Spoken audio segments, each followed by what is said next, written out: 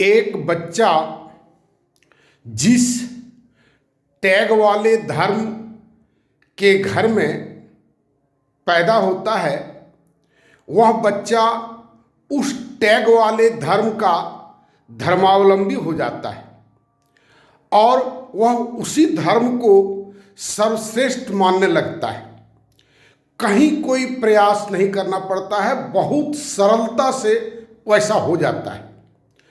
और लेकिन इस देश में जो पैदा हुआ, जब से भारत हमारा है, महाभारत कालीन से लेकर के आइए आप, जब से पैदा हुआ, किसने कहा कि हम भारतीय हैं या आर्यावर्ती हैं?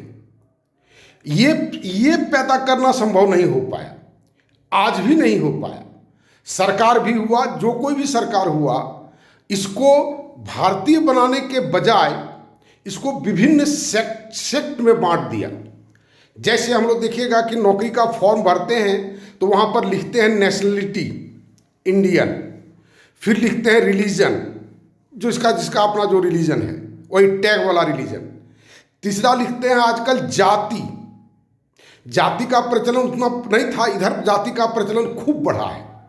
तो ये जो प्रयास है, लोगों में जो संस्कार हम डाल रहे हैं, और इस संस्कार के ऑपोजिट हमको आवश्यकता है, मजबूत राष्ट्र की आवश्यकता है।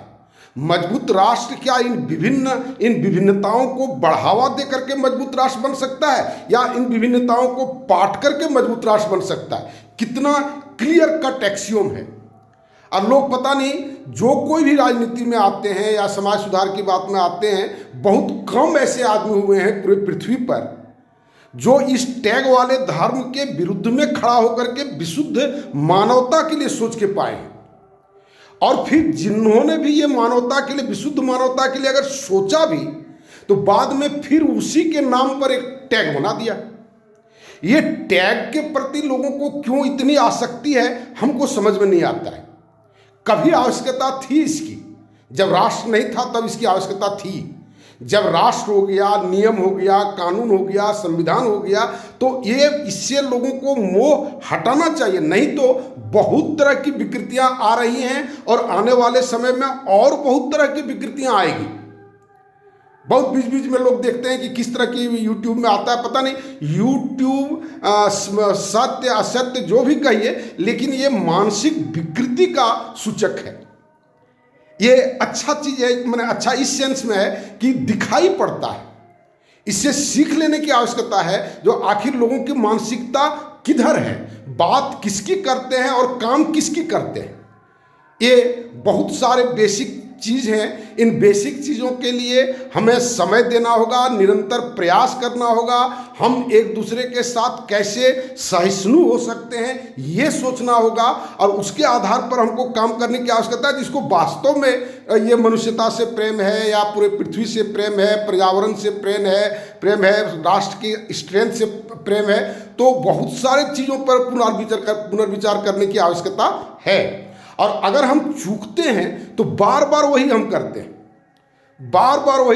हैं, जिसके हम बीमार होते हैं और फिर हमारी हत्या कर दी जाती है।